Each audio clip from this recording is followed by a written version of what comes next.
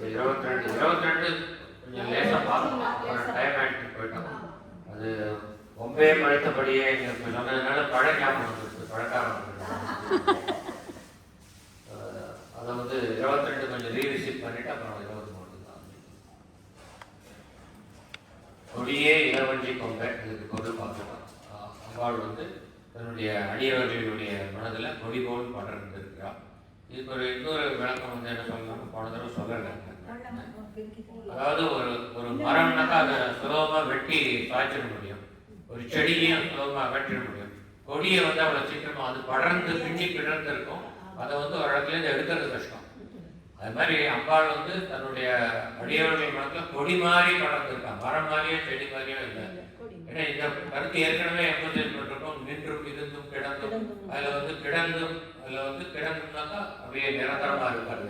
அது மாதிரி உரைபவளைன்னு ஒரு இடத்துல பார்த்தோம், உரைஞ்சிருக்காங்க. வாயு பொருளாவோ திரவ பொருளாவோ இல்லாமல் இடப்பொருளாக இருக்கான்னு பார்த்தோம். அதே வந்து இந்த பாட்டுக்கும் நம்ம அப்ளை பண்ணிக்கலாம். அதனால தான் கொடியேன்னு சொன்னால் தான் நம்ம புரிஞ்சுக்கலாம்.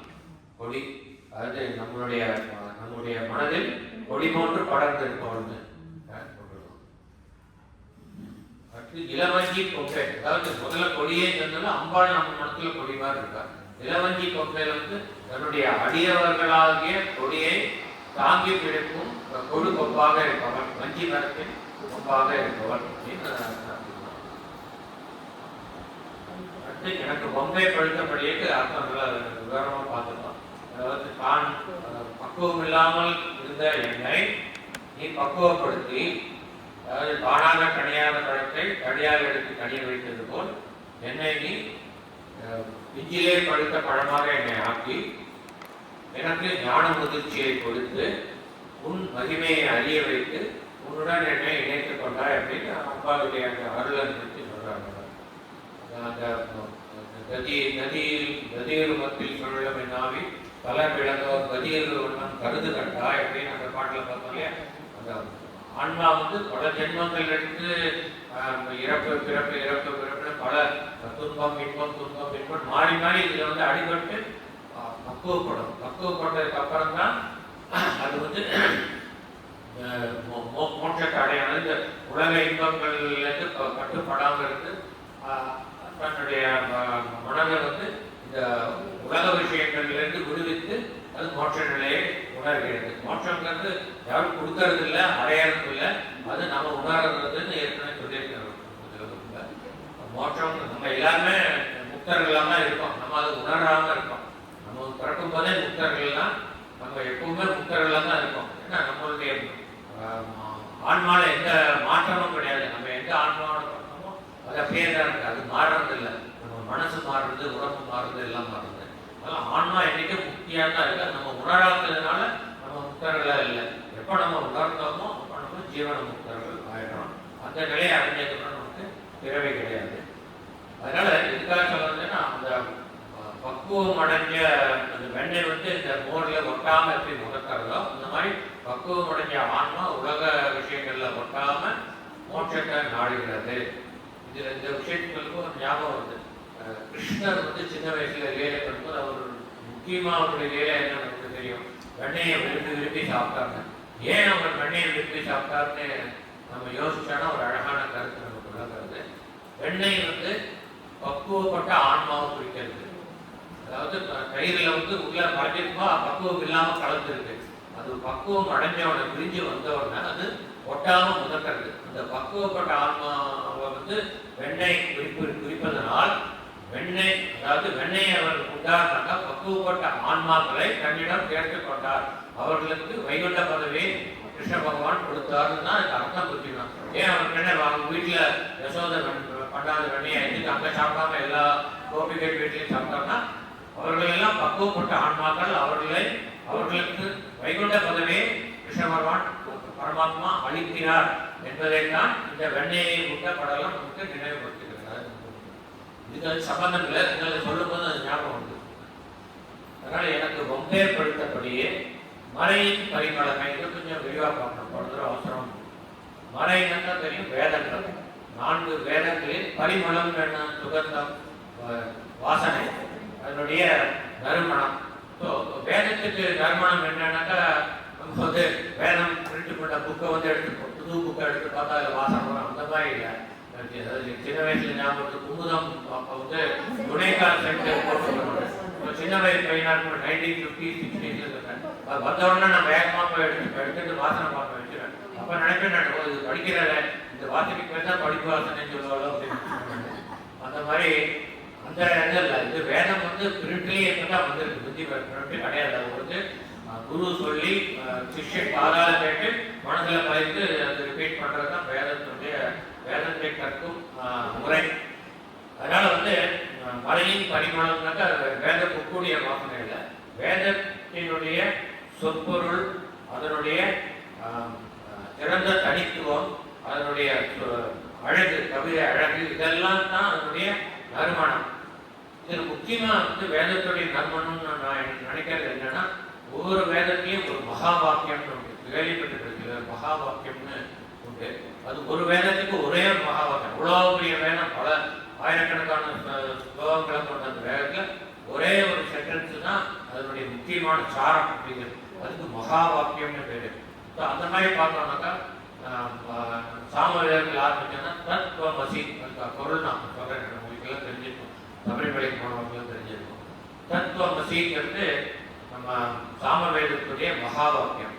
அதே மாதிரி யஜுர் வேதத்துக்கு வந்து அகம் பிரம்மாஸ்மி அப்படிங்கிறது ரெண்டு வார்த்தை தான் அதனுடைய சாரம். அகம் பிரம்மாஸ்மிங்கிறது அதனுடைய மகா வாக்கியம். அது மாதிரி பிரஜானம் பிரம்மஹா அப்படிங்கிறது ரிக்வேதத்தினுடைய மகா வாக்கியம். அப்புறம் வந்து அதர்வண வேதத்துக்கு வந்து அயம் ஆத்மா பிரம்மஹா அப்படிங்கிறது. ஓகே, இந்த 4 வார்த்தைகள் தான் மகா வாக்கியம். இந்த 4 தான் இந்த மலையின் பரிமளம், அதாவது வேதத்தின் சுகந்த வாசனை அப்படிங்கிறது நம்ம புரிஞ்சிக்க வேண்டியது. இப்போ வந்து இது 4மே ஒரே விஷயத்தை தான் குறிக்கிறது. 4 வேதத்துக்கு தனித்தனி வேதங்களாக இருந்தாலும் இந்த மகா வாக்கியம் வந்து ஓரளவுக்கு ஒன்று சார்ந்து தான் இருக்கு, ஒரே கருத்தை தான் நம்ம சொல்றது. இப்போ தத் ஓம் அசி அப்படின்னாக்கா இதை நம்ம வந்து சம்ஸ்கிருத இலக்கணப்படி மாற்றிக்கணும். தொம் தத் அசின்னு மாற்றிக்கணும். தொம்னா நீ, தத்து அது, அசினா இருக்கிறாய். ஏன் மாற்றிக்கிறோம்னாக்கா அஸ்ஸுங்கிற சாரி, இப்போ வந்து கிராமர் கிளாஸில் அதான் சும்மா சொல்கிறேன்.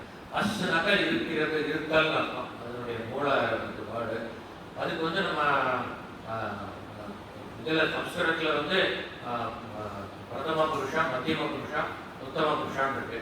அது வந்து தமிழர்களுக்கு தன்னிலை, முன்னிலை, பழக்க. அதாவது தத்துனா அது பழக்க, அது தத்துன்னு சொல்லும்போது அஸ்தின்னு வரும், அது இருக்கிறது, தத் அஸ்தின்னு வரும். அகம்னா அகம் அஸ்மின்னு வரும், நான் இருக்கிறேன். துவம் நீனாக்கா அசின்னு வரும், துவம் அசின்னு வரும். இது வந்து தத் துவம் அசினாக்கா அது நம்ம புரிஞ்சிக்க முடியாது. அதனால துவம் தத் அசி அப்படின்னு மாற்றிக்கணும். துவம் நீ, தத் அதுவாக, அசி இருக்கிறாய், நீ அதுவாக இருக்கிறாய் அப்படின்னா என்ன அர்த்தம்? அதுங்கிறது பரம்பொருள், அதாவது நிர்குண பரபிரம்மம், சகுண பரபிரம்மம் சொல்றாங்க. அந்த பரம்பொருள், அதாவது பரபிரம்மன் சொல்றாங்க. அந்த பரபிரம்மன், அந்த பரபிரம்மனை தேடி நீ எங்கேயும் போக வேண்டாம், நீயே அதுதான் அப்படின்னு அழகா சொல்றது. நம்மளுடைய சனாதன தர்மம் அவ்வளோ அற்புதமானது. நீ வந்து பல கடவுள்களை வழிபட்டாலும் உண்மையிலேயே உங்களுக்குள்ளேயே கடவுள் இருக்குங்கிறது தான் அதனுடைய அத்வைத தாற்பயம். அதை நம்ம வந்து சட்டுன்னு புரிஞ்சிக்க மாட்டோங்கிறதுனால பக்தி மார்க்கம், ஞான மார்க்கம் வரிசையாக போய் நம்ம வந்து இந்த மோட்சத்தையே அடையணும். இது வந்து சட்டு தத்துவ வசதினா புரியாது. என்ன போய் எனக்கு கடவுள் சொல்றேன், அது நம்ம உணர்ந்துக்கணும். ஒருத்தர் நம்ம சொல்லி ஒருத்தர் காதால கேட்டு நமக்கு அது புரியாது, நாம உணர்ந்துக்கணும். தத் அசிங்கிறது ஒரு மகா வாக்கியம். நீ அது அதுவாக இருக்கிறாய். அப்புறம் என்ன, அகம் பிரம்மாஸ்மி, ரெண்டும் ஒன்று தான். பிரம்மம்னாலும் பரபிரம்மம்னாலும் ஒன்று தான். அகம் பிரம்மாஸ்மின்னா நான் பிரம்மமாக இருக்கிறேன், நீ அதுவாக இருக்கிறாய், நான் பிரம்மமாக இருக்கிறேன், ஒரே அர்த்தம் தான். இல்லையா? அடுத்தது வந்து பிரஜானம் பிரம்மஹா. பிரஜானம்னாக்கா சூப்பர் கான்சியஸ்னஸ். அது நிர்குண பரபிரம்மத்துக்கு ஆங்கில வார்த்தை வந்து சூப்பர் கான்சியஸ்னஸ், அதாவது முற்றும் உணர்ந்த நிலை, அனைத்துமாய் நின்ற நிலை, அனைத்திற்கும் அப்பாற்பட்ட நிலை, எப்பொழுதும் உள்ள நிலை. இந்த மாதிரி சொல்றது பியாண்ட் ஸ்பேஸ் அண்ட் டைம், இந்த மாதிரி இருக்கிறது தான் சூப்பர் கான்சியஸ்னஸ். அதுதான் நம்ம பரபிரமம். அதுதான் பிரஜானம். பிரஜானம் பிரம்மஹா. அந்த பிரம்மன் எப்படிப்பட்டவன்னா அவருடைய பிரம்மனுடைய குணத்தை சொல்றது சூப்பர் கான்சியஸ்னஸ். பிரம்மன் சூப்பர் கான்சியஸ்னஸ், நீயும் சூப்பர் கான்சியஸ்னஸ். அதனால நீ தான் பிரம்மன் அப்படின்னு நமக்கு உணர்த்துறது. இது மூணையுமே கம்பைன் பண்ணிக்கணும். அடுத்தது அயம் ஆத்மா பிரம்மஹா. இந்த ஆத்மான சோல், இந்த ஆத்மா இது பிரம்மன். இது பிரம்மன். இது நான் சொன்ன நாலுமே உங்களோட சேர்ந்தது தான். ஸோ அதனால இது நாலுமே மகா வாக்கியம்னு பேரு. இந்த மகா வாக்கியம் தான் மறையின் பரிமளம். இதுக்காக வேண்டி நான் சொன்னேன். எதுக்காக சொன்னேன்னாக்கா இந்த 4 மகா வாக்கியம் முடிஞ்ச வரைக்கும் எல்லாரும் மனப்பாடம் பண்ணி எப்பவுமே வச்சுக்கணும். என்னுடைய ஏன்னா மனப்பாடம் பண்ணி அப்பப்போ நமக்கு இதை நினைவுபடுத்தினாக்கா நம்மளுடைய உண்மையான நிலையை நம்ம உணர்ந்துருக்கோம். நம்ம இந்த உடம்புல என் பேர் இது இல்லை, நான் இந்த உடம்பு மட்டும் கிடையாது அப்படின்னு நமக்கு நம்ம பிரம்மன்கிற அந்த ஒரு உணர்வு அட்லீஸ்ட் கொஞ்சம் வரணும். கொஞ்சம் வந்ததுன்னா நமக்கு அதனால முக்தி கிடைக்கும்னு சொல்லல, அட்லீஸ்ட் மரண பயம் இருக்கும். நிறைய பேருக்கு மரண பயம், சீனியர்ஸ் நிறைய பேருக்கு மரண பயம் நம்ம ஒத்துக்கிறோமோ இல்லையா வருது. அந்த மரண பயம் நீங்கிறதுக்கான உபாயம் இருக்குது. இந்த 4 மகா வாக்கியங்களே மனப்பாடம் பண்ணி அப்பப்போ நமக்கு நினைவுபடுத்தினாக்கா நமக்கு புரியும். நம்ம இந்த உடம்பு அழிஞ்சா நம்ம ஒன்றும் அழிய போறதில்லை, நம்ம நிலையா இருக்கோங்கிற அந்த உண்மை புரியணும். அப்போ அந்த மரணத்தை பார்த்து நம்ம பயப்பட மாட்டோம். சேஞ்ச் அவ்வளோதான். இந்த ஷர்ட்டை தூக்கி போட்டு வேறு ஷர்ட்டை போட்டு அதுக்காக வேண்டி நான் சொன்னேன். நான் மறையின் பரிமாறு பணிமாலின்மையும் பிடியே அதை பார்த்துக்கலாம். நீங்கள் எழுதிக்கலாம். இந்த ரெக்கார்டிங் முறையில் அதை பார்த்து எழுதிக்கலாம். அந்த பணிபடர்ந்த இமயமலையில் பெண் யானை போன்று தெரிந்தவளை பணிமாலின்மை திறமன் முதலாய தேவரை பெற்றாருமே. அனைத்து கோணங்களையும் படைத்தவளவன். இந்த கோணங்களில் சத்தியலோகமும் வரும், சொர்க்கமும் வரும். அதனால தேவர்கள் பிரம்மன் எல்லாருமே அம்பிகையால் படைக்கப்பட்டவர்கள், ஆதிபராசக்தியால் படைக்கப்பட்டவர்கள். இது பின்னாடி ஒரு 2வது 3வது ஸ்லோகம் 4வது ஸ்லோகம் பிரம்மா விஷ்ணு சிவன் அனைவருக்கும் தாயார் அம்பிகைன்னு வரும். அல்பம் கொஞ்சம் விளக்கமாக பார்க்கலாம். பிரமன் முதலாய தேவரை பெற்றாமே அடியே இறந்து இங்கு இனி பிறவாமல் ஆண்டு கொள்ளை. இது நம்ம பல தடவை பார்த்துட்டோம். ஒவ்வொரு பாட்டையும் இவர் கேட்கறது அவ்வளோதான். முக்தி தான். எனக்கு பணத்தை கொடு, எனக்கு ஞானத்தை இது கொடு, கோழ கொடுலாம் எதுவுமே கேட்கல. அவர் கேட்கறது எனக்கு முக்தியை கொடு, உன்னை அறியும் தன் ஞானத்தை தந்து எனக்கு முக்தியை தருவாய் தான் கேட்கிறார். அதே தான் இங்கு இனி பிறவாமல் ஆண்டு கொள்ள என்னை ஆட்கொள்ள அப்படிங்கிறார். அடுத்த பாட்டுக்கு போகணும். கொள்ளே மனத்தில் நின் கோலம் அல்லாது. ஏற்கனவே பல பாடல்களை பார்த்தோம். வெளிநின்ற நின் திருமேனியை பார்த்து என் விழியும் நெஞ்சும் களி நின்ற வெள்ளம் கரை கண்டதில்லை அப்படின்னு பார்த்தோம். அதாவது வெளி நிறுத்தினா அபிராமி அம்மன் அபிராமி பட்டருக்கு பலமுறை பிரத்யட்சமாக காட்சி தந்திருக்கிறார். நம்ம ஏற்கனவே பார்த்துருக்கோம். வெளி நிறுத்தவே ஒரு பாட்டில் வந்தது. அப்புறம் வெளி நின்ற திருமேனியை பார்த்துருந்தது. ஆனால் அவர் பார்த்துருக்கார், சாட்சாத்காரமாக பார்த்துருக்கார். அக்ஷாமூர்த்தியா அந்த திருக்கடையூரில் அந்த அபிராமி அம்மனுடைய அக்ஷாமூர்த்தியை பார்த்து தியானம் பண்ணி அந்த அக்ஷாமூர்த்தியிலிருந்து வெளிப்பட்டு எப்படி இவர் ராமகிருஷ்ண பரமஹம்சருக்கு காளி தினசரி காட்சி கொடுத்துருக்கார். தினம் அவரோட பேசியிருக்கார். வயசு அவருக்கு அவருக்கு காளிக்கு அவர் இந்த சாப்பாடு கொடுப்பார், ஊட்டுவார். அவருக்கு ஊட்டிட்டு தான் அவர் சாப்பிட்டார். அந்த மாதிரி வாழ்ந்தவர் ராமகிருஷ்ணன். இதெல்லாம் நடந்திருக்கு. நம்ம நம்புறமோ இல்லையா, இது உண்மையாக நடந்த விஷயங்கள். அது மாதிரி அபிராமி அம்மன் பல முறை அவருக்கு காட்சி கொடுத்துருக்காரு. எப்படி முருகப்பெருமான் வள்ளி தேவையான சமயத்தில் நம்ம அருணிகனுக்கு காட்சி கொடுத்துருக்காரு. அது மாதிரி இவருக்கு பல முறை காட்சி கொடுத்துருக்காரு. அதனால இவர் என்ன சொல்றாருன்னா, அம்பாளுடைய நேரில் அவரை பார்த்ததுனால அந்த உருவம் தான் இவருக்கு கண்ணை மூடினாலும் கண்ணன் திறந்தாலும் எப்பவுமே இவர் மனசில் நிற்கிறது. அதனால என்ன சொல்றாருன்னா, கொள்ளேன் மனத்தில் நின் கோலம் அல்லாது, உன்னுடைய அற்புதமான எழில் மிகுந்த திரு தோற்றத்தை இல்லாது வேறு எந்த உருவத்தையும் என் மனதில் நான் நினைக்க மாட்டேன். எதுக்கு நினைக்கிறேன்? அந்த அற்புதமான காட்சியை பார்த்துட்டோம்னா அது என் மனசு விட்டு அகல. அதனால வேற உருவத்தை நான் நினைக்க வேண்டிய அவசியமே இல்லை. கொள்ளேன் மனத்தில் நின் கோலம் அல்லாது. கோலம் எழில் மிகு தோற்றம். அன்பர் கூட்டம் தன்னை விழேன். நான் என்னைக்கு இதே மாதிரி இருக்கணும்னா நான் சத்சங்கத்தில் இருக்கணும். நான் வந்து ஒரு தவறான ஒரு பாதையில் போயிட்டேன்னா என்னால் திரும்பி வருவது ரொம்ப கஷ்டம். அதனால நான் சத்சங்கத்தில் இருந்தால் எப்பொழுதுமே உன் மீது பக்தியோடு இருப்பேன், உன் மீது தவம் ஏற்றிக் கொண்டிருப்பேன். அதனால அன்பர் கூட்டம் தன்னை இல்லை, உன்னுடைய அன்பர்கள் என் போன்ற உன் மீது பக்தி கொண்ட அன்பர்களின் கூட்டம் தன்னை இல்லை. இது பல பாடல்களை ஏற்கனவே நம்ம பார்த்துருக்கோம். முன்னியனின் அடியாருடன் கூடி முறை முறையே பண்ணியது என்றும் பரமாகம பദ്ധதி பாடலாம். பகல் இரவாய் நன்னியது உன்னை நயந்தோர் அவையதுன்னு ஒரு பாடல். திரும்ப திரும்ப சொல்றாங்க. சத்சங்கத்தினுடைய இம்பார்ட்டன்ஸ் திரும்ப திரும்ப ரீஆக்டிவேட். அன்பர் கூட்டம் தன்னை விழேன், பல சமயம் விழுவேன். இப்படிப்பட்ட உன்னுடைய பெருமைகளை நான் தெரிஞ்சதுக்கு அப்புறம், உன்னையே சாட்சாத்காரம் பார்த்ததுக்கு அப்புறம், we should get converted to another religion. வேற ரிலிஜன் நான் போக மாட்டேன். இப்போ வந்து பல ரிலிஜன்லாம் இப்போ வந்தாச்சு. இவருடைய காலம் ரீசெண்ட் ஆகிட்டாரு. இஸ்லாம் கிறிஸ்டியானிட்டிலாம் வந்தாச்சு. இல்லைனாலும் கூட இந்தியாவில் வேற இதெல்லாம் இருந்தது, ஜெயினர் பௌத்தர்லாம் இருந்தது. அதனால நான் அபிராமி சமயம் இந்து மதத்திலேயே கூட சண்மதங்கள்ல இவர் வந்து ஸ்டான்ச் அபிராமி டிவோட்டி, சக்தி உபாசகர். அதனால சாக்தங்கிற நெறி அப்படியே வச்சுக்கலாம், ஒரு குறுகிய ஏதாவது வச்சுக்கலாம். சாக்த நெறியை தவிர நான் வேற நெறிக்கு போக மாட்டேன் அப்படிங்கிறார். பக்தமாக இருக்கலாம். ஆனால் அவருக்கு சண்மதங்கள் எல்லாம் சம்மதம், வேற மதத்துக்கு நான் போக மாட்டேன் அப்படிங்கிறார். நமக்கு சொல்ற மாதிரி அர்த்தம். பரசமயம் இவ்வளவு அற்புதமான சனாதன தர்மத்தில் இருக்கும்போது நீ எனக்குக்காக நீ இன்னொரு தர்மத்தை பற்றி, நீ உன்னுடைய தர்மத்தில் ஏதாவது குறைபாடு இருந்தா நீ வேற தர்மத்தை பற்றி நினைக்கணும், வேற தர்மத்தை பற்றி நினைக்காதேன்னு நம்ம சொல்றதா நம்ம எடுத்துக்கலாம். பரசமயம் இருந்தேன். வியன் வியன்னாக்கா விரிந்து அகன்ற மூவுலகுக்கு உள்ளே. மூவுலகுன்னு இங்கே சொல்றது வந்து பூமி, ஆகாயம்னா சொர்க்கம், பூலோகம், சொர்க்கம், பாதாளம் எடுத்துக்கலாம். ஆனால் 7 உலகங்கள் இருக்குன்னு பார்த்துருக்கோம். அது தவிர கீழ் உலகங்கள் 7, மொத்தம் 14 உலகங்கள். ஒவ்வொரு பாட்டில் ஒரு பாட்டு சொல்றாரு. ஒரு பாட்டில் 7 உலகங்களுக்கு அதிபதிக்கிறார், இன்னொன்று கோணம் 14 படைத்தவழைக்கிறார். இதுல வந்து அந்தந்த சமயத்தில் அவர் மனசு சொல்ற மூவுலகிற்கும் இல்லைன்னா 3 உலகங்களிலும் முழுவதுமாக வியாபித்து நிறைந்து இருக்கிறார். ஆனால் அதே சமயத்தில் ஒரு பாட்டில் பார்த்தோம் பூரண அச்சல மங்களையே பார்த்தோம். பூரண அச்சல மங்களையே, பூரணம்னா பரிபூர்ணமானவர்.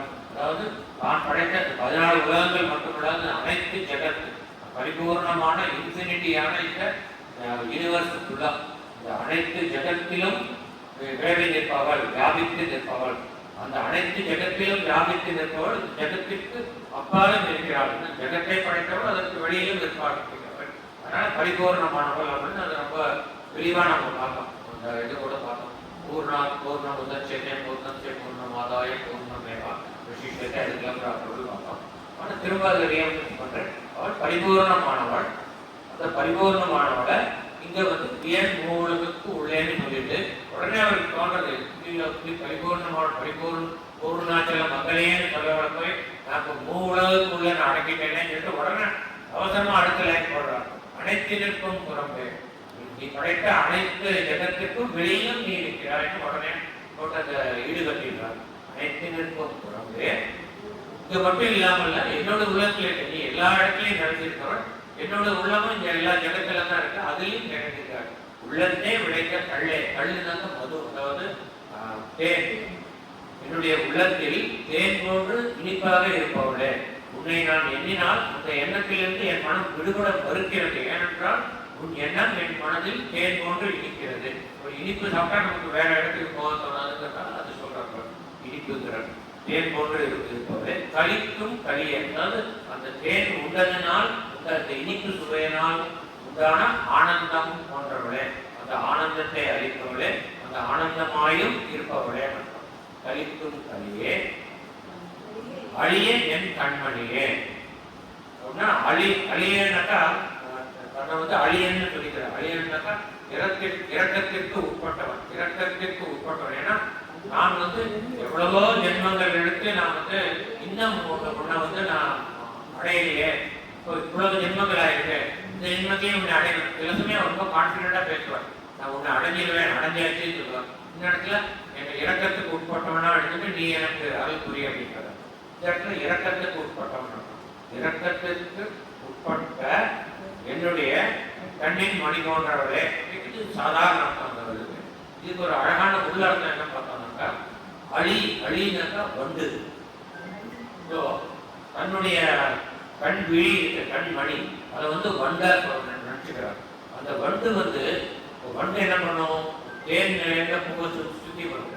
அது மாதிரி இதுக்கு முன்னாடி அப்பாவோட உள்ளத்தே விளைந்த கல்லே தேன் போன்றவளேன்னு சொல்லிட்டார்.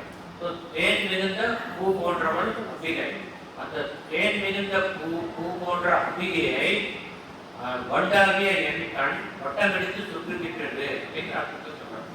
உன்னையே தேன் புள்ளி துரும்பும் கலும்பி துரும்பும் மலராகிய உன்னையே என் கண்களாகிய வண்டுகள் எப்பொழுதும் சுற்றி கொண்டிருக்கின்றன. ஆகவே என் கண்ணில் உன்னையே நான் எப்பொழுதும் காண்கிறேன். ஆகையால் என் மனதில் உன்னையே நான் எப்பொழுதும் கிடைக்கிறேன். இது ஒரு உள்ளார்த்தம். அழியே என் கண்மணியே. அடுத்து மணியே காண்கிறார். மணினாக்கா கையில் நவரத்னங்களுக்கு எல்லாம் மணின்னு சொல்லுவோம். இந்த இடத்துல மணின்னு சொல்றது என்னன்னு நம்ம புரிஞ்சுக்கணும்னா முதல் பாட்டுக்கலாம். உதிக்கின்ற செங்கதிர் உச்சி திலகம் உணர்வுடையோர் மதிக்கின்ற மாணிக்கம். அதாவது மாணிக்கங்கள் அதாவது கல்லில சிறந்த கல் மாணிக்கம். அதிலே நாகம் கற்கக்கூடிய மாணிக்கம் ரொம்ப சத்தியானது நாகம். அதனால கண்ணதாசனோட பாட்டை எழுதிப்பாடு கல்லெல்லாம் மாணிக்கக்கல்லால் மாணிக்கம் வசதியான கல். அதனால அப்பாவோட மாணிக்கக்கல் சொல்றாங்க. மாணிக்கக்கல் ஒளி மிகுந்தது, மாணிக்கக்கல் போன்ற சிவந்த மேனியை உடையவர் அப்படிங்கிற மணியே. மணியின் ஒளி மிகுந்த மாணிக்கமே. அந்த மாணிக்கத்திலிருந்து வரக்கூடிய ஒளியும் அவளே, மாணிக்கமும் அவளே, அதிலிருந்து வரக்கூடிய ஒளியும் அவளே. ஒளிரும் மணி குறைந்த அணியே. அந்த ஒளி வீசக்கூடிய அந்த மாணிக்கக்கல்லை தன்னிடத்தை கொண்ட அணினா அணிகலன். அதாவது நகை, ஒரு நெக்லஸ், மாணிக்க கல்லால் ஆன நெக்லஸ். இந்த நெக்லஸும் அம்பிகையே அப்படிங்கிறார். அதாவது அந்த மாணிக்கமும் அம்பிகை, அதிலிருந்து உருவாகும் ஒளியும் அம்பிகை, அந்த மாணிக்கத்தை தன்னிடத்தை கொண்ட அந்த அணிகலனும் அம்பிகை. அடுத்து என்ன சொன்னால், அந்த அணிந்த அணிக்கு அழகே. அந்த அணிகலனை அம்பிகையின் மேல் சார்த்தினால் அந்த அணிகலனுக்கு அழகு உண்டாவது அம்பிகையின் மூலமாக. உன்னுடைய அழகிய திருமேனியை சார்த்தினதனால் அது அழகு பெற்றது. அந்த அணிகலனும் அழகு. என்ன, அந்த அணிகலனும் அம்பிகை, அதுவும் அழகு. அந்த அழகுக்கு உண்மையை சார்த்தினால் அழகுக்கு அழகு சேர்ந்தார் போல். மணியே மணியின் ஒளியே ஒளிரும் மணி புரிந்தார்களே அணியும் அணிக்கு அழகே. அணுகாதவருக்கு பிணியே.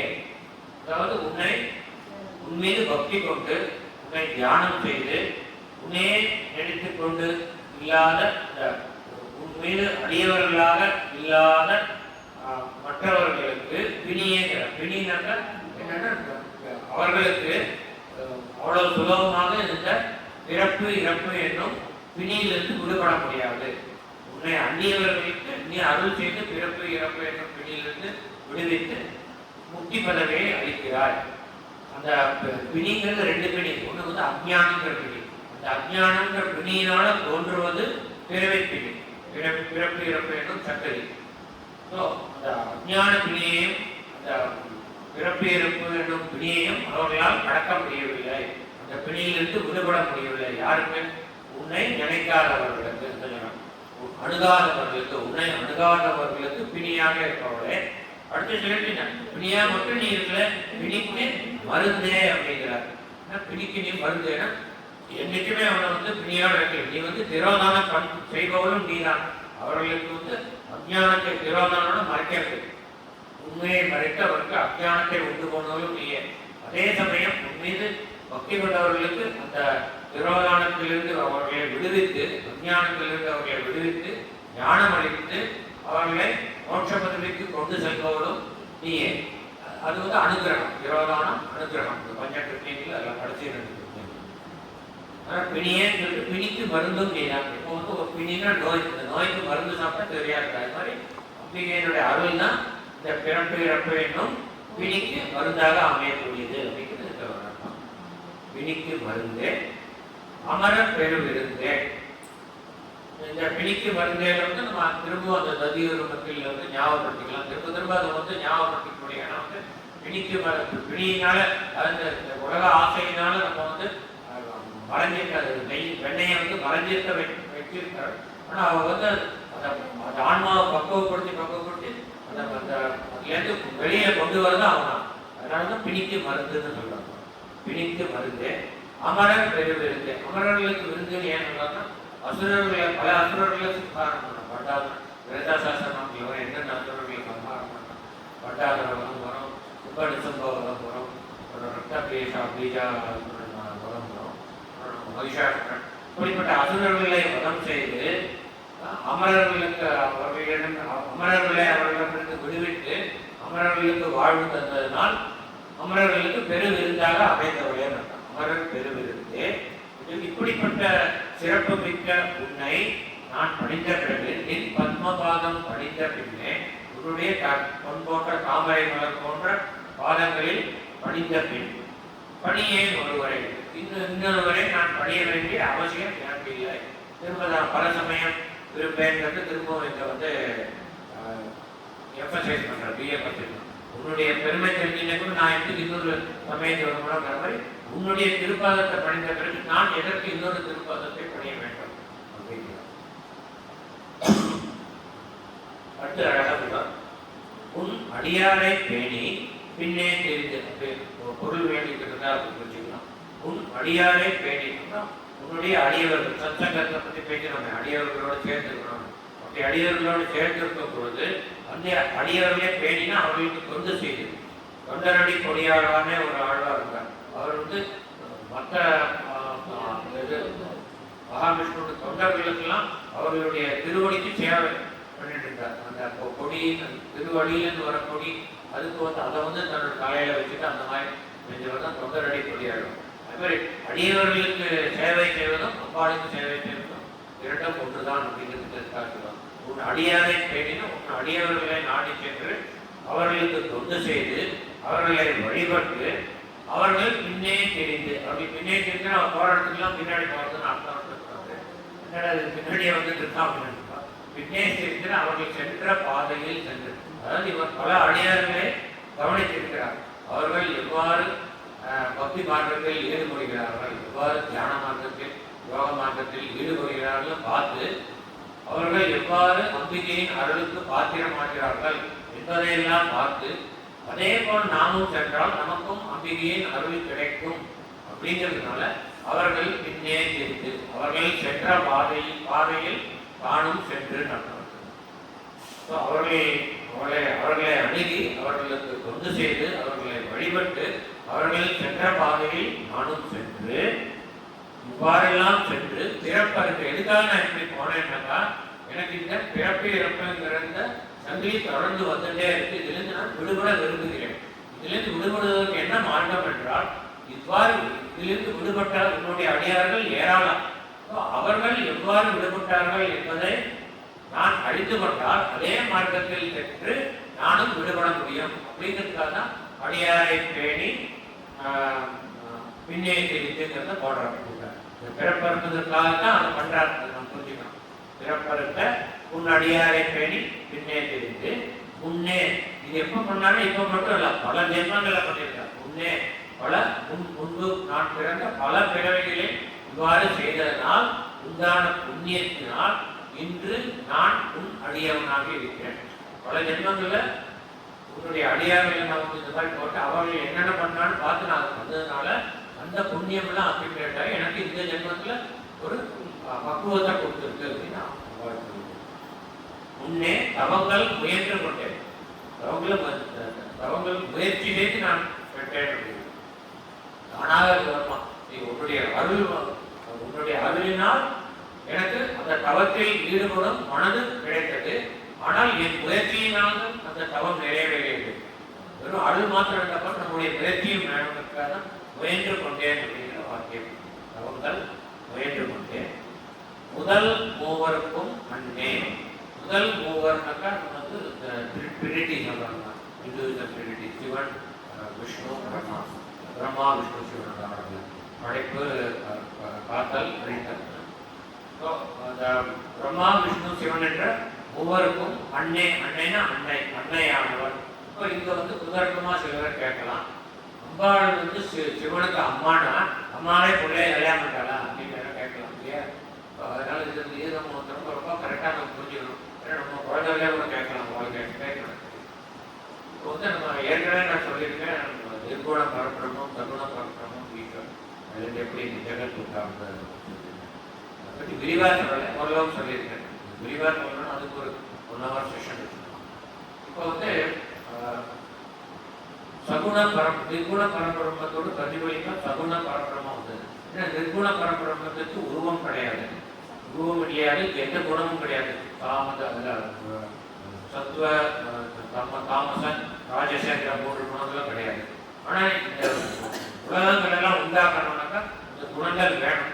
ஏன்னா இந்த முக்குணங்கள் ஆனதுனா முக்குணங்களுடைய கலவை தான் இந்த புவனம். இந்த புவனத்தை படைக்கிறதுக்கு முக்குணங்களும் உள்ளவர்களும் வேண்டும். அதனால வந்து நிர்குண பரபிரமம் தன்னுடைய ரிஃப்ளெக்ஷனை சகுண பரபிரமத்தை உண்டாக்கி அந்த சகுண பரபிரமத்தை தான் நம்ம வந்து ஆதிசக்திக்கிறோம். அதுதான் ஆதி பராசக்திக்கிறோம். இந்த இடத்துல அபிராமியர் வந்து இவர் ஆதி பராசக்தியா எடுத்துக்கிறார். அந்த சகுண பரபிரம்மம் இந்த கோணத்தை படைக்கணும்னு ஒரு சமயத்தில் நினைச்சிட்டோம்னா அது இந்த கோணம் படைக்கப்படுவதற்கு முன்னாலே அந்த சகுண பரபிரம்மம் இருந்தது. அது அப்போதே அந்த நிர்குண பரபிரம்மம் இருந்தது. இந்த கோணம் படைக்கப்பட்டதே அனாதி காலம். இதுக்கு கால வரையே சொல்ல முடியாது, எல்லை இல்லாதது. டயத்திலையும் ஸ்பேஸ்லையும் ரெண்டுலையுமே எல்லை இல்லாதது இந்த ஜெகத்து அப்படிங்கிறது நம்ம ஏற்கனவே பார்க்கணும். அதற்கும் முன்னால் இருக்கு சகுண பரபிரம்மம். அந்த சகுண பரபிரம்மம் இந்த கோணத்தை படைக்க வேண்டும் என்பதற்காக படைத்தா மட்டும் போறாது, அதை காப்பாற்ற மட்டும் போறாது, அதை அழிச்சு திரும்ப புனர் நிர்மாணம் பண்ணணும். இதுக்காக வேண்டி முத்தொழில்களை உருவாக்கி அந்த முத்தொழில்களுக்கு அதிபர்களை உண்டாக்கினது. அந்த அதிபர்கள்லாம் படைப்பதற்காக பிரம்மா, காப்பதற்காக மகாவிஷ்ணு, அழித்து திரும்ப அதை வந்து வேற உருவத்தில் மாற்றுவதற்காக ருத்ரன் சிவன் படைத்தது. இப்படி படைத்ததுக்கு அப்புறம் இவன் இந்த படைப்பு தொழிலை ஆரம்பிக்கணும், ஒரு காப்பு தொழிலை ஆரம்பிக்கணும், ஒரு அழிப்பு தொழில் ஆரம்பிக்கணும். அவளுக்கு சக்தி வேணும் இருக்கு. அந்த சக்திக்காக வேண்டி ஒவ்வொரு சக்தி அவளுக்கு கொடுக்குறது. படைக்கிறதுக்கு என்ன சக்தி வேணும்? இப்போ நம்ம வந்து ஒரு என்ஜினியர் வந்து ஒரு மிஷினை உண்டாக்கணும்னா அவருக்கு என்ன வேணும்? நாலேஜ் வேணும், அறிவு, ஞானம். ஞானம் வேணும் அவளுக்கு. அப்பதான் அதை படைக்க முடியும். ஒரு சாதாரண ஒரு ஒரு என்ஜினை உருவாக்குறதுக்கு அவர் 5 வருஷம் என்ஜினியரிங் படிச்சு அப்புறம் எக்ஸ்பீரியன்ஸ் வச்சு அப்புறம் தான் உருவாக்க முடியாது. அப்போ இந்த ஜெகத் இவ்வளவு பெரிய ஜெகத்தை படைக்கணும்னா எவ்வளவு ஞானம் வேணும். அதனால பிரம்மாவுக்கு ஞானத்தை கொடுக்குறார். ஞானத்துக்கு அதிபதியான சரஸ்வதியை பிரம்மாவுக்கு சக்தியா கொடுக்குறார். அப்படிதான் நம்ம அர்த்தம் எடுத்துக்கணும். மனிதர்கள் ஹஸ்பண்டு ஒய்ஃபுங்கிற மாதிரி நம்ம அர்த்தம் எடுக்கக்கூடாது.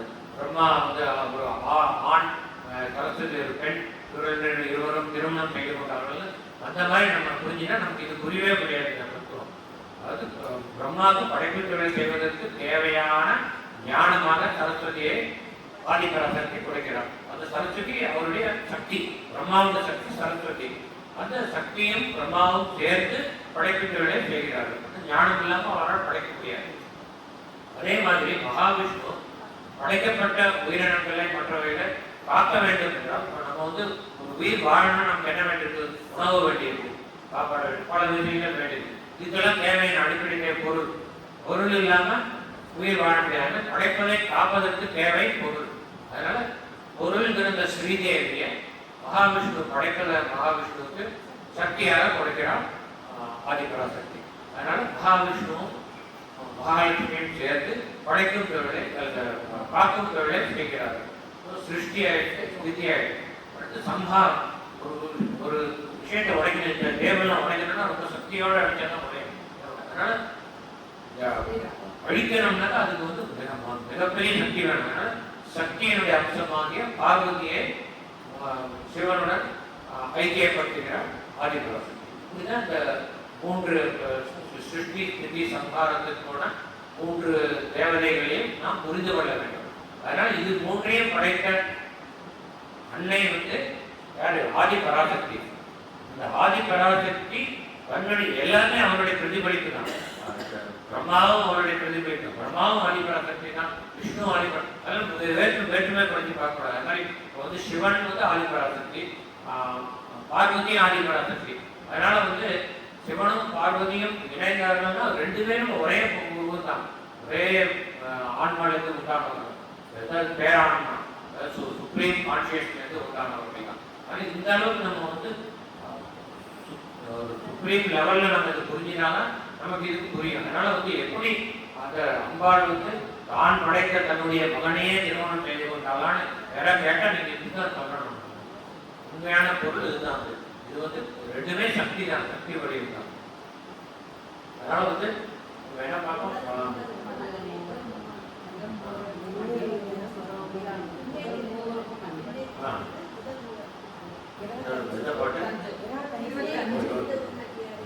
முதல் மூவருக்கும் பிரம்மா விஷ்ணு சிவன் மூன்று பேருக்கும் தாயாரானவரே அன்னையானவரே, உலகுக்கு அபிராமி என்னும் அருமருந்தே. இது என்ன சொல்றாருனாக்கா,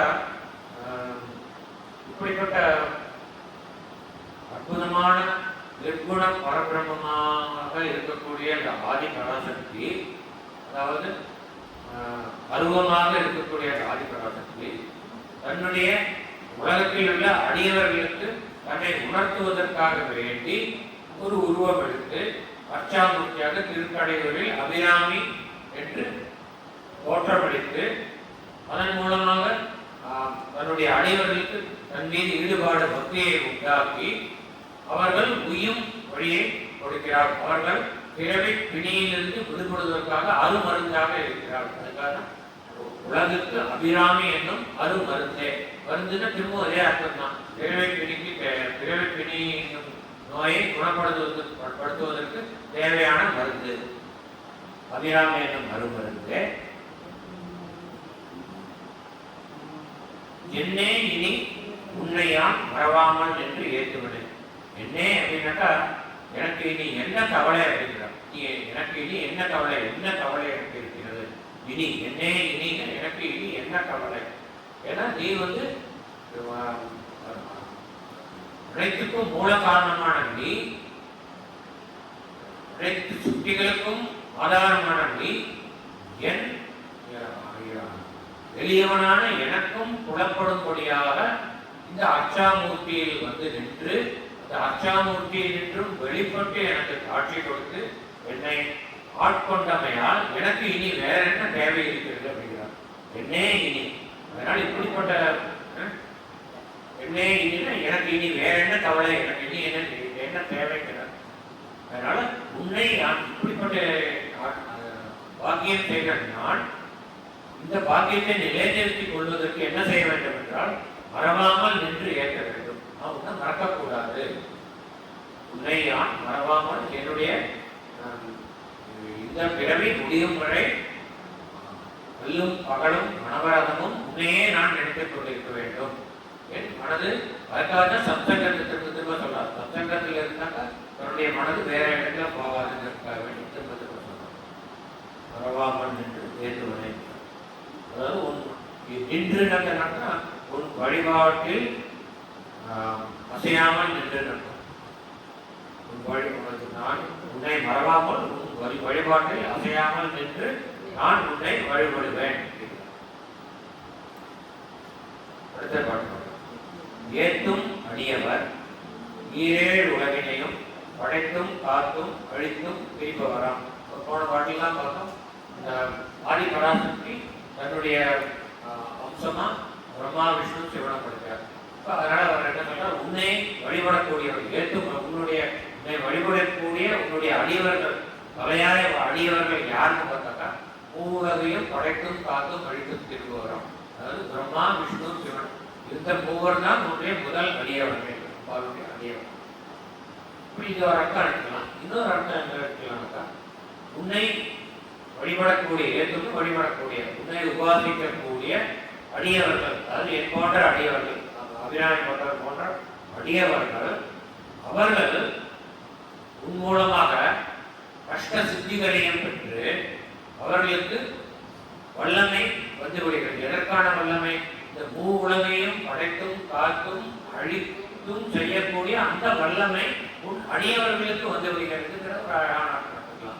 அது உன்னை ஏற்றும் அடியவர்கள் அவர்களே பிரம்மா விஷ்ணு சிவன் என்ற பதவியை அடையக்கூடிய தகுதியை அடைந்து விடுகிறார்கள் அப்படிங்கிறது ஒரு இன்னொரு அழகான அர்த்தம். ஆனால் உண்மையாக அவர்கள் இந்த அர்த்தமாக இருக்கும் நினைக்கிறேன்.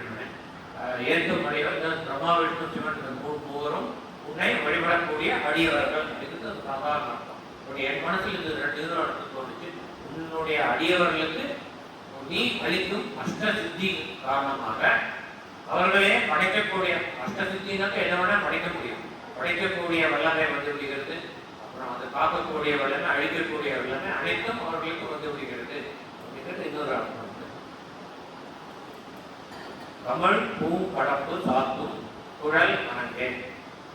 அதாவது கமழ்னாக்க நறுமணம் பண்ணக்கூடிய, கடம்புனா கடம்பா மலர், கடம்பா மலர், பூங்கடம்புனா கடம்பா மலர் சரம். அந்த சரத்தை தொடுத்த கடம்ப பூவை சாத்தக்கூடிய கருங்கூந்தல் உடைய பேரழகிய அங்கேனா அழகிய பெண்ணே அர்த்தம்.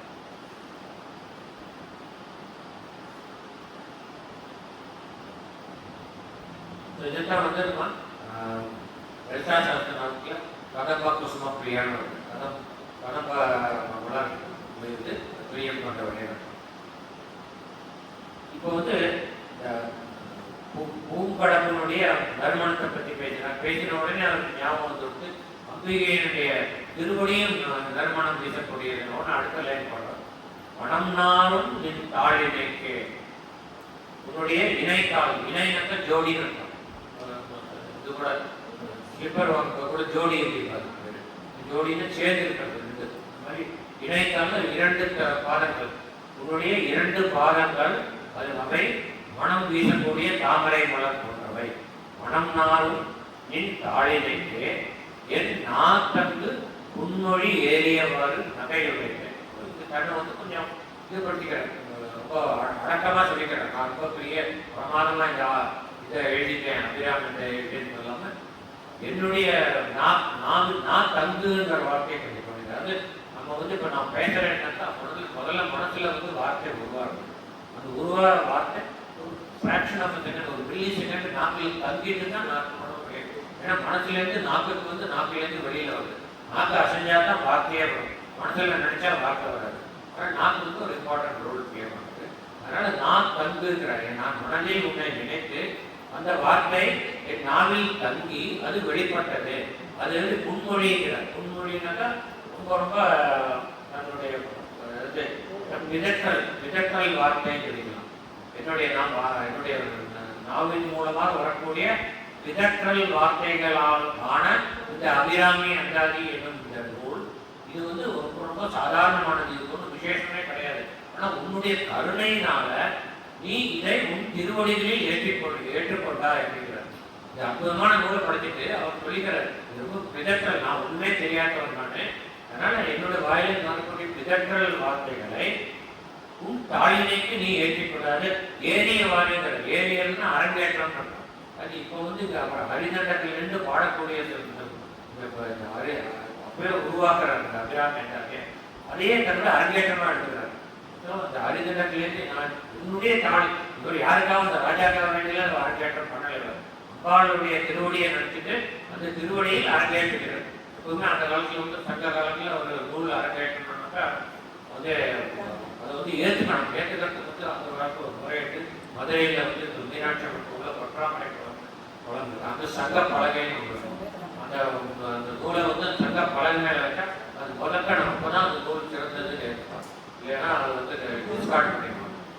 திருக்குறள் கூட அந்த மாதிரி சங்க பலகையை வச்சு அதை ஏற்றுக்கிறதுக்கு அப்புறம் தான் அதை வந்து கம்பர் வந்து அங்கேயே மீனாட்சி அம்மன் கோவிலே ஒரு கம்ப மண்டபம் இருக்கு, அங்கே உட்காந்து தான் அவர் அரங்கேற்றார்.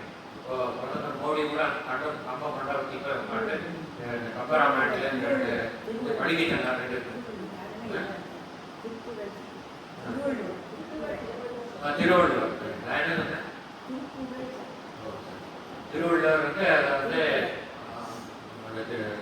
இல்லை திருக்குறள், திருக்குறளை வந்து திருக்குறளை பற்றியே நினைச்சு திருக்குறளை கம்பர் அந்த பலகையில வச்சுதான் அது வந்து அரங்கேறும். திருவள்ளுவர் வந்து அதை அரங்கேற்றாங்க. இது ரொம்ப வாய்ப்பு புன்மொழியாட்டு.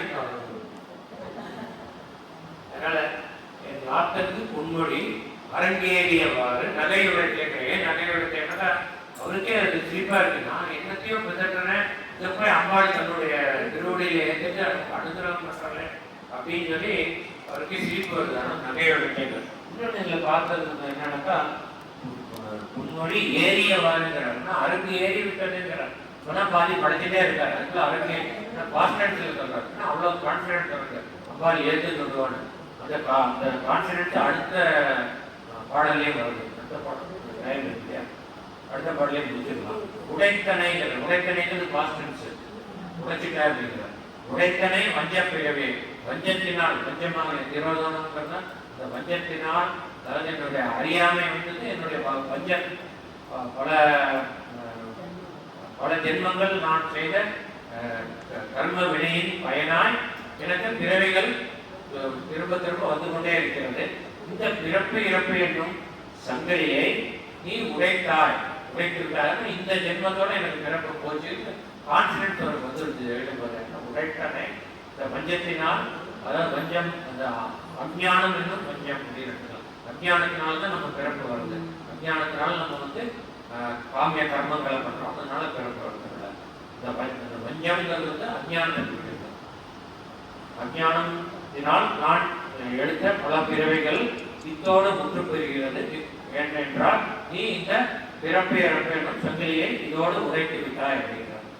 உள்ளம் உருவும் அன்பு படைத்தன, அதாவது என்னுடைய உள்ளம் உன்மீது பக்தி அன்பு கொண்டு கசிந்து உருகும்படியான அந்த பக்தியை எனக்கு படைத்தாய் அப்படின்னு ஒரு அர்த்தம் இருக்குன்னா. இன்னொன்னு, நீ இது வந்து தான் அம்பாள் மீது வைக்க அன்பை சொல்றார். நான் என்னுடைய அன்பினால் பக்தியினால் என் உள்ளம் உருகும்படியான அந்த அன்பை நீ எனக்கு படைத்தாய். இன்னொன்று, நீ என் மீது தகுதி இல்லாத என் மீது, ஏன்னா என்னுடைய நாத்தங்கு முன்மொழின்னு போன பாட்டெல்லாம் சொல்லிடுறார். தகுதி இல்லாத என் மீது நீ அன்பு வைத்து என்னை ஆட்கொண்டதனால் எனக்கு மனம் நெகிழ்ந்து விட்டது. போய் போய் என் மேல அம்பாள் கருணை வச்சால, நான் எந்த தகுதி இருக்கேன் அம்பாள் மேல கருணை வைக்கிறது அப்படின்னு நினைச்சு கதறார். என் மேல நீ கருணை வச்சுட்டே அப்படின்னு சொல்லி என் உள்ளம் உருகும்படியாக நீ என் மீது அன்பு படைத்தன என்று. அந்த அன்புங்கிற வார்த்தை அபிராமி பற்றன் அம்பாள் மேல் வைக்கிற அன்புக்கும் பொருந்தும், அம்பிகை அபிராமி பற்றன் மேல் வைக்கிற அன்புக்கும் பொருந்தும். உள்ளம் உருவும் அன்பு படைத்தனை பத்ம பதயுகம் சூடும் பணி எனக்கே அடைத்தனை. பத்மம்னு தெரியும், தாமரை. பதயுகம் தாமரை, தாமரை போன்ற அழகிய உன்னுடைய திருப்பதங்களை சூடும் பணி, என்னுடைய சிரசை சூட்டிக் கொள்ளும் பணியை அப்படின்னா உன்னிடமே அடியவனாக என்னை அர்ப்பணித்துக் கொள்ளும் பணியை எனக்கு அடைத்தனை, எனக்கே அடைத்தனை. இந்த ஏகாரம் போடுறாங்க.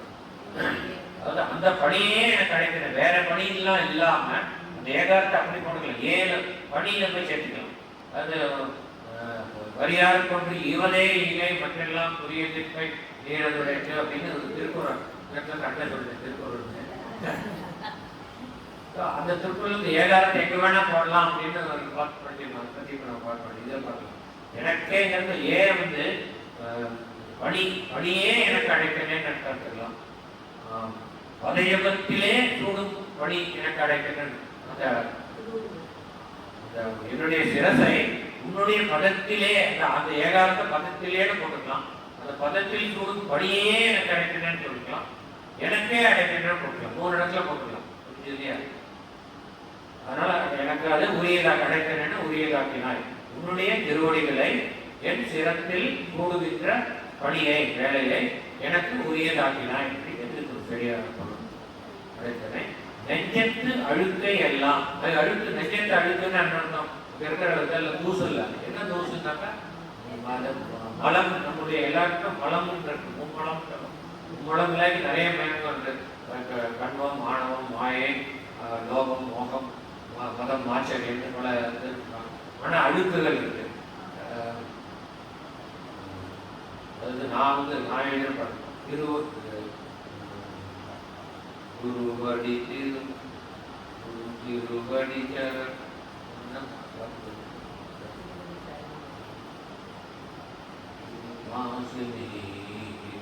அதை நான் இதை எழுதியிருக்கேன். ஹனுமான் சாலிஸ் வந்து தமிழாக்கம். அதனுடைய ஆரம்பம் குரு திருவடி பொடி குரு திருவடி பொடி உளமாக்கி மலவன மாசு நீக்கி. மனத்துல இருக்கிற மலங்கிற மாசம் நீக்கணும்னாக்கா குருவுடைய திருவடி அந்த பொடி அதை வந்து நம்ம சிறசில இருக்கணும்னு சொல்லி அந்த அர்த்தத்தில் வந்து நான் எழுதினதில்லை, வேறு துளசிதாசர் எழுதிட்டு அது தமிழாக்கம். அது ஞாபகம் இருக்கு.